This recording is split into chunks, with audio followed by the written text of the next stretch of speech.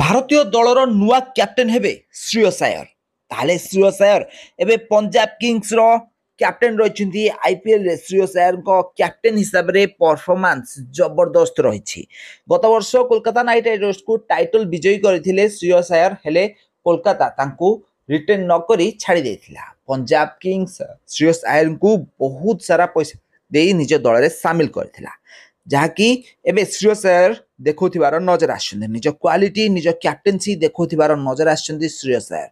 ଆଇପିଏଲ୍ରେ ପ୍ରଥମ ଦୁଇଟି ଯାକ ମ୍ୟାଚ୍ ଜିତି ପଏଣ୍ଟସ୍ ଟେବୁଲର 2 ନମ୍ବର ସ୍ଥାନରେ ରହିଛନ୍ତି ଏବେ ଶ୍ରେୟସ ଆୟରଙ୍କ ଟିମ୍ ପଞ୍ଜାବ କିଙ୍ଗସ। ଆଉ ଏହି ଦୁଇଟି ମ୍ୟାଚ୍ରେ ଶ୍ରେୟସ ଆୟର ନିଜର ଜବରଦସ୍ତ ପରଫର୍ମାନ୍ସ ଦେଇଥିଲେ। ପ୍ରଥମ ମ୍ୟାଚ୍ରେ ଅଳ୍ପକେ ଶତକରୁ ବର୍ତ୍ତିଥିଲେ ଶ୍ରେୟସ ଆୟର, ହେଲେ ଦ୍ୱିତୀୟ ମ୍ୟାଚ୍ରେ ସେ ଅର୍ଦ୍ଧଶତକ ହାସଲ କରିଥିଲେ। 30 ବଲ୍ରେ 52 ରନ୍ର ଜବରଦସ୍ତ ଇନିଂସ ଖେଳିଥିଲେ ଶ୍ରେୟସ ଆୟର, ଯେଉଁଥିରେ 4ଟା ଛକା ଆଉ 3ଟି ଚୌକା ସାମିଲ ରହିଥିଲା। ଶ୍ରେୟସ ଆୟରଙ୍କ କମଜୋରି ଥିଲା ସର୍ଟ ପିଚ୍ ବଲ୍, ହେଲେ ଏବେ ଶ୍ରେୟସ ଆୟର ଏହି ସର୍ଟ ପିଚ୍ ବଲ୍ରେ ଛକା ଉପରେ ଛକା ବର୍ଷା କରୁଛନ୍ତି।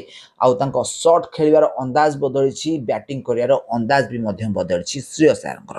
ଏବେ ଜବରଦସ୍ତ ଫର୍ମରେ ରହିଛନ୍ତି ଶ୍ରେୟସ ଆୟର। ପୁଣି ଥରେ ପଞ୍ଜାବ କିଙ୍ଗସକୁ ଟାଇଟଲ୍ ବିଜୟୀ କରିବାର ଦ୍ୱାର ଦେଶରେ ପହଞ୍ଚିଛନ୍ତି ଶ୍ରେୟସ ଆୟର। ତାହେଲେ ଆପଣମାନେ ଜାଣିଥିବେ ପଞ୍ଜାବ କେବେ ବି ହେଲେ ଆଇପିଏଲ୍ର ଟାଇଟଲ୍ ଜିତିପାରେ ନାହିଁ। ହୁଏତ ଏଇ ବର୍ଷ ଶ୍ରେୟସ ଆୟରଙ୍କ କାରଣରୁ ଜିତିପାରେ ଟାଇଟଲ୍ ପଞ୍ଜାବ କିଙ୍ଗସ। ତାହେଲେ ଆପଣମାନେ ଜାଣିଥିବେ ଶ୍ରେୟସ ଆୟର ଗତ ବର୍ଷ କୋଲକାତା ନାଇଟ୍ ରାଇଡର୍ସକୁ ବିଜୟୀ କରାଇଥିଲା। ତ ଏ ବର୍ଷ ପଞ୍ଜାବ କିଙ୍ଗସକୁ ବି ମଧ୍ୟ ସେ ବିଜୟୀ କରିପାରନ୍ତି ବୋଲି ଆଶା କରାଯାଉଛି। ଦଳରେ ବହୁତ ସାରା ଭଲ ଖେଳାଳିମାନେ ରହିଛନ୍ତି। ବ୍ୟାଟ୍ସମ୍ୟାନ୍ ସହିତ ବୋଲରମାନେ ବି ମଧ୍ୟ ଏହି ଦଳରେ ଭଲ ପ୍ରଦର୍ଶନ କରୁଛନ୍ତି। ଶ୍ରେୟସ ଆୟରଙ୍କର କ୍ୟାପ୍ଟେନ୍ସିରେ ସମସ୍ତ ଖେଳାଳିମାନେ ନିଜର ଫର୍ମକୁ ଖେଳୁଥିବାର ନଜର ଆସିଛନ୍ତି। ନିଜର ଦାୟିତ୍ୱରେ ଇନିଂସ ଖେଳୁଥିବାର ଦେଖାଦେଇଛନ୍ତି ଶ୍ରେୟସ ଆୟରଙ୍କ କ୍ୟାପ୍ଟେନ୍ସିରେ। ଅନ୍ୟପକ୍ଷରେ ରିଷଭ ପନ୍ଥ ଏ ବର୍ଷ ଆଇପିଏଲ୍ର ସବୁଠାରୁ ଅଧିକ ଟଙ୍କାରେ କିଣାଯାଇଥିବା ଖେଳାଳି ଅଟନ୍ତି, କିନ୍ତୁ ରିଷଭ ପନ୍ଥ ନିଜର ଖରାପ ବ୍ୟାଟିଂ ଏବେ ବି ମଧ୍ୟ ଜାରି ରଖିଛନ୍ତି।